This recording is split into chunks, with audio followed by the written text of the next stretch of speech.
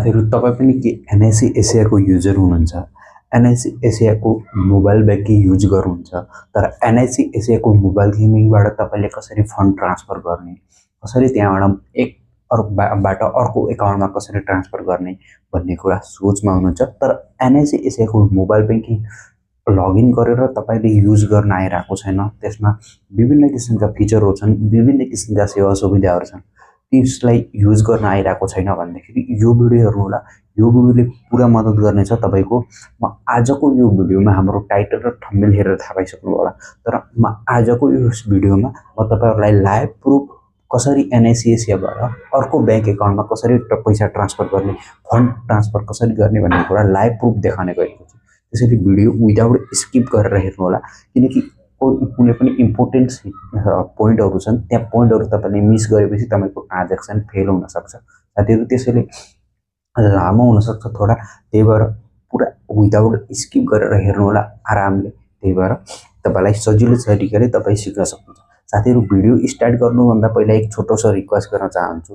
यदि तपाई हाम्रो च्यानलमा नयाँ हुनुहुन्छ भने हाम्रो च्यानललाई सब्स्क्राइब गरिदिनुस् र फेसबुकबाट हेर्दै हुनुहुन्छ भने फेसबुक पेजलाई पनि फलो गर्नु र कुनै पनि तपाईको कन्टेन्ट रिलेटेड कुनै पनि इस्यु आयो भनेदेखि डिस्क्रिप्सनमा इन्स्टाग्रामको लिंक छ, व्हाट्सएपको छ, गएर ट्याग्स गर्नुस्, नभए कल गर्दा पनि हुन्छ। म तपाईलाई त्यो जुनै पनि प्रब्लम आएको छ त्यसको सोलुसन गर्ने छु। साथीहरु भिडियो स्टार्ट गर्दैछु। म स्क्रिन शेयर देखाउने छु तपाईलाई live proof guys. Let's start the video. साथीहरु तपाई पनि के एनआईसी एसियाबाट मनी ट्रान्सफर गर्न चाहनुहुन्छ? यदि मनी ट्रान्सफर गर्न तपाईलाई आइराको छैन भनेदेखि आजको यो भिडियोमा म तपाईलाई लाइभ प्रुफ देखाउने छु। एनआईसी एसियाको मोबाइल बैंकबाट तपाईले कसरी मनी ट्रान्सफर गर्ने भन्ने कुरा लाइभ प्रुफ देखाउने गरेको छु। साथीहरु हेर्नु होला, मैले मोबाइल बैंकिङ चालू गरिसके। यहाँ क्यूआर कोडमा दाब्नु होला। स्क्यानरमा दागिसकेपछि तपाईको ग्यालरीमा आउँछ। जस्तो कि डाइरेक्ट तपाईले क्यूआर कोड छ भनेदेखि त्यहाँ गर्दा हुन्छ, नभए तपाईको मोबाइलको ग्यालरीमा आउँछ।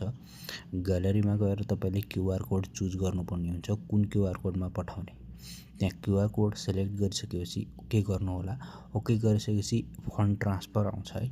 अनि फन्ड ट्रान्सफर गर्दाखेरि तपाईको क्यूआर कोडमा जो डिटेल छ, जुन डिटेल त्यहाँ आइहाल्छ तपाईको अलरेडी नै। त्यहाँ त्यो डिटेल आइसकेपछि तपाईले कति रुपैयाँ पठाउने भन्ने कुरा, अनि तपाईले त्यहाँ मनी एड गर्नु होला। पैसा एड गर्ने, कति पैसा पठाउने तपाईले। म एक्जाम्पलको लागि देखाइराको छु, तपाईलाई लाइभ प्रुफ देखाइराको छु। के सेक्युरिटी रिजनका कारण मैले त्यही केही कुरा मैले तपाईलाई देखाएको छैन, हेर्नु होला। अनि तपाईले लेखिसकेपछि जस्तो कि रिमार्क्समा तपाईले के राख्नुहुन्छ भन्दाखेरि एनिवे जस्तो कि ट्रान्सफर राख्नुस् या त गिफ्ट राख्नुस् हैन, केही पनि राख्नुस् हैन। अनि त्यसपछि त्यो राखिसकेपछि पेमेन्ट गर्नु होला। पेमेन्ट गरिसकेपछि तपाईलाई 4 डिजिटको जो ट्रान्ज्याक्सन पिन हो, टी पिन हो, त्यो पिन तपाईले हाल्नै पर्ने हुन्छ। त्यो पिन तपाईलाई यदि याद छैन भनेदेखि फर्गेट गरेर तपाईलाई फेरि तपाईलाई न्यू सेटअपको लागि आउँछ। यदि थाहा छ भनेदेखि तपाईले फेरि सेटअप गर्नुहुन्छ। मलाई अलि बिर्सेको थिएँ, फेरि मैले 2 चोटि ट्राई गरेछु हैन। फेरि तेस्रो चोटिमा मेरो भएन। फेरि मैले त्यसलाई लेखेर राखेको थिएँ, त्यसैले मैले फेरि त्यसलाई युज गर्दाखेरि चाहिँ मेरो पेमेन्ट भयो। त्यसैले हेर्नु होला, ट्रान्ज्याक्सन सक्सेसफुली भएको छ। 1000 रुपैयाँ मैले सेन्ड गरेको छु। लाइभ प्रुफ तपाईलाई देखाएँ मैले कसरी पेमेन्ट गरेको छु भन्ने कुरा यो भिडियोमा छर्लङ्गै छ। साथीहरु यदि तपाई एनआईसी एसियाको मोबाइल बैंकिङ युजर हुनुहुन्छ भनेदेखि तपाईले, यदि तपाईको एकाउन्टमा पैसा छ भने चाहिँ आउट अफ कन्ट्रीबाट पनि तपाईले, म अहिले आउट अफ कन्ट्रीबाट पेमेन्ट गरेको छु। साथीहरु